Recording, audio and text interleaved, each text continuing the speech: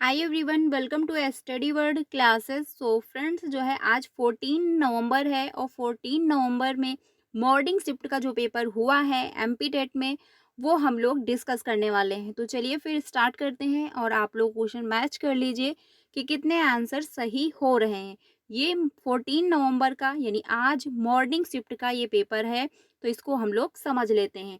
पहला क्वेश्चन पूछा गया था, यानी कि जो है पहला क्वेश्चन पूछा गया है कि जो बालक स्कूल के जीवन के माध्यम में अपनी आयु स्तर की कक्षा से नीचे जो है कि कक्षा का कार्य करने में असमर्थ हों वह है। तो यहाँ पर कौन सा राइट आंसर हो जाएगा?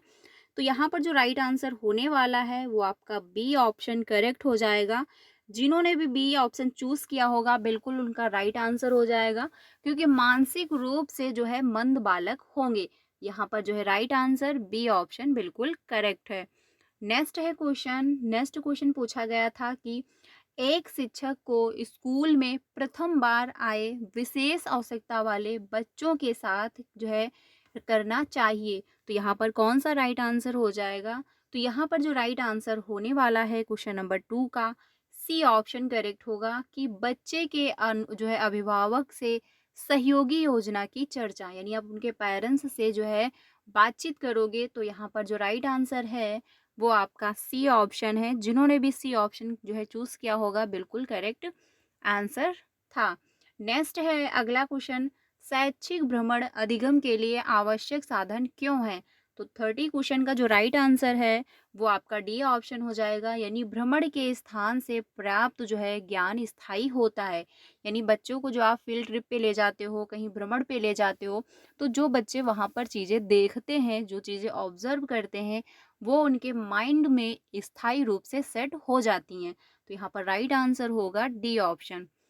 नेक्स्ट है क्वेश्चन, किसी बालक की वास्तविक आयु 8 वर्ष है और उसकी मानसिक आयु जो है 12 वर्ष है, तो उसकी बुद्धि लब्धि होगी। तो यहाँ पर कौन सा राइट आंसर हो जाएगा?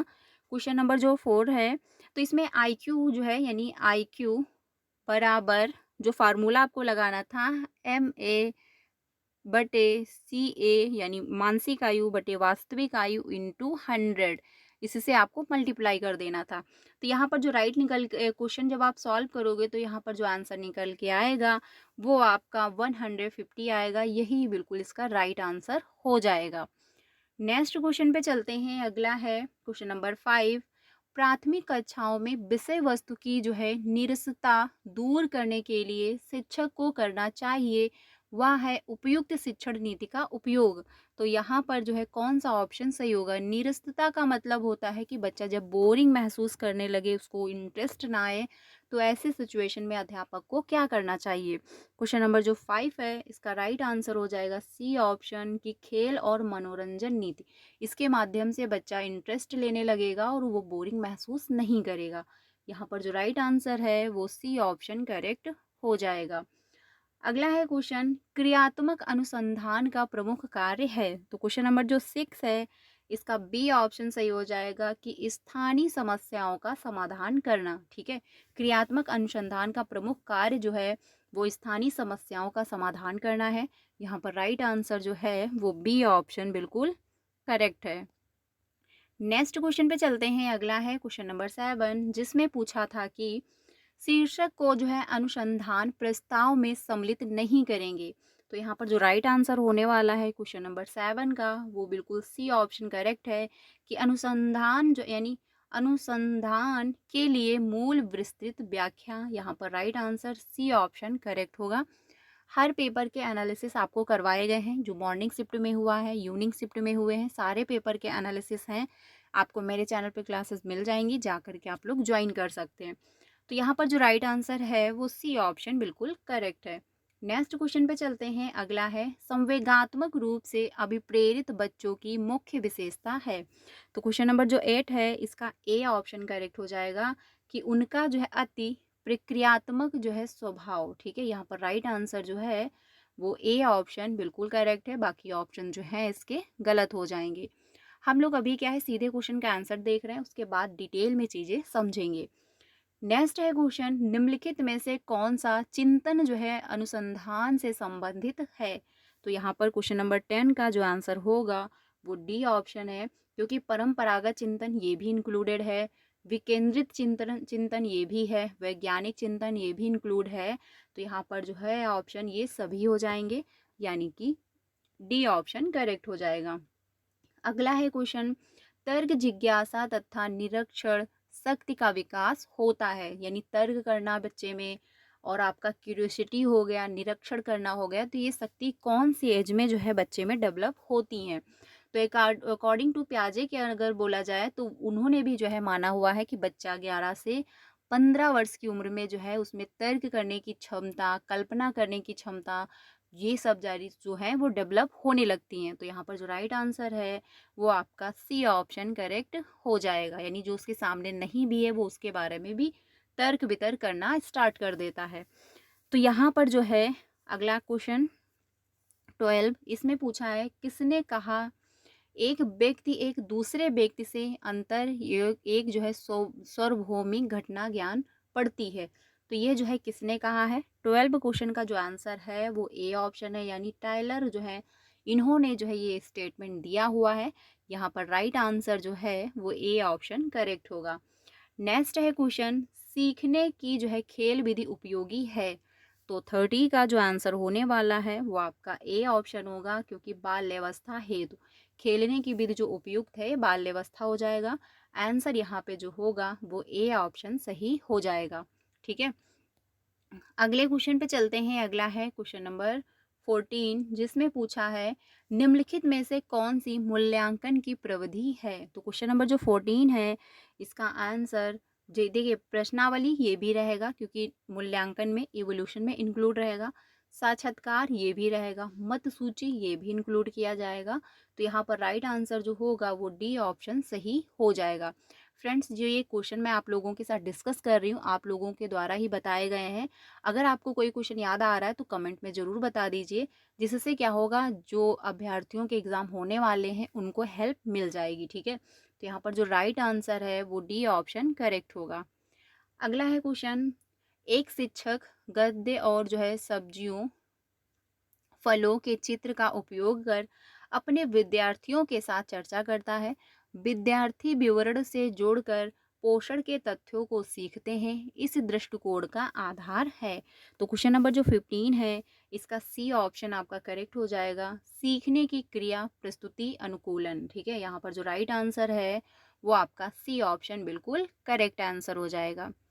नेक्स्ट क्वेश्चन पे चलते हैं। अगला है कि यहाँ पर पूछा है जी पियाजे के जो है पियाजे के विकास की अवस्थाओं में संवेदी गामक अवस्था समायोजित जो है करता है। तो जो जीन पियाजे ने बच्चे का डेवलपमेंट 4 स्टेजों में डिवाइड किया हुआ है।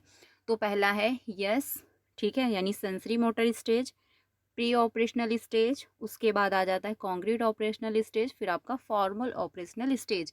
इसकी उम्र है 0 से 2 वर्ष, ये है 2 से 7 वर्ष, कॉन्क्रीट ऑपरेशनल 7 से 11 वर्ष, फॉर्मल ऑपरेशनल स्टेज ये है आपका 11 से 15 वर्ष। ठीक है, ये आप लोग ध्यान रखना। एस पी सी एफ से जो है आप इसको याद रख सकते हैं, sensory motor stage, pre operational stage, concrete operational stage और आपका फॉर्मल ऑपरेशनल स्टेज।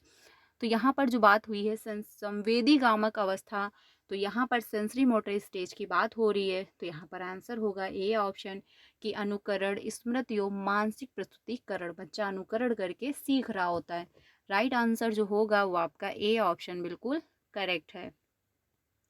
अब हम लोग डिस्कस करने वाले हैं हिंदी के क्वेश्चन, क्योंकि हिंदी के भी क्वेश्चन आप में पूछे जाते हैं।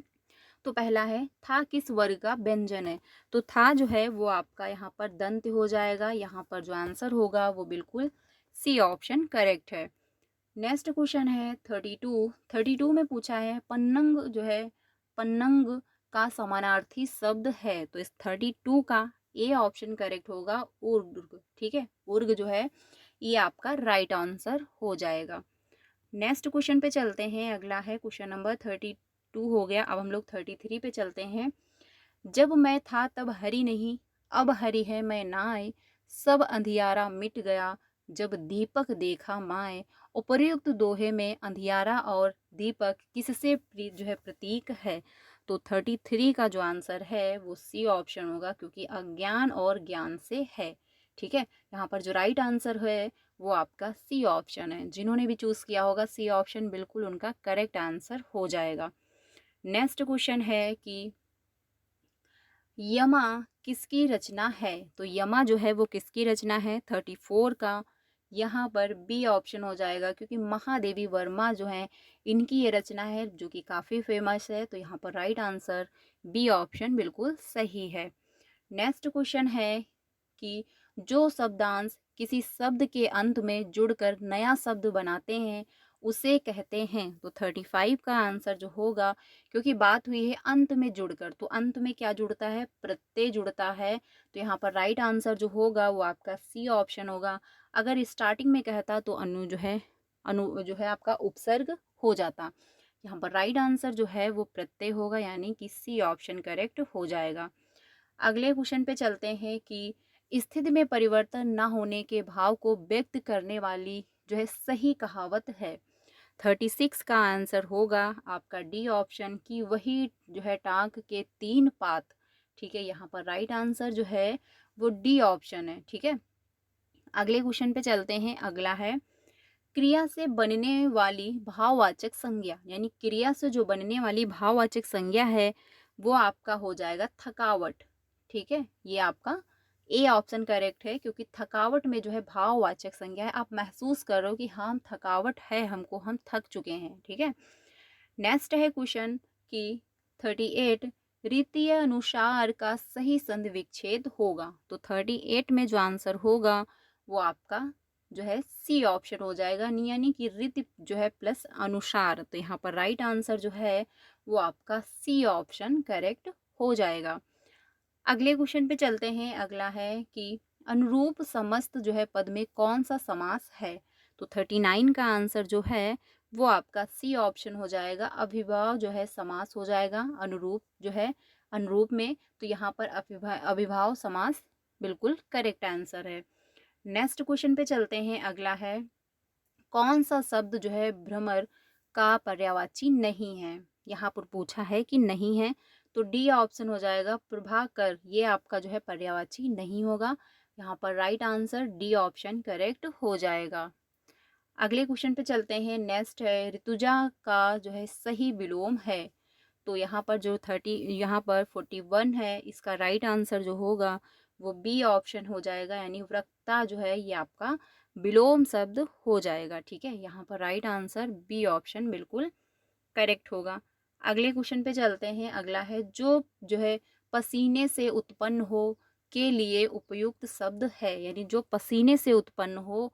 तो यहाँ पर जो है आंसर है जो आपका होगा स्वदेश। ठीक है, एक मिनट, जो पसीने से उत्पन्न हो, सॉरी ये यहाँ पर होगा जरायुज। ठीक है, यहाँ पर राइट आंसर जो है वो आपका बी ऑप्शन हो जाएगा।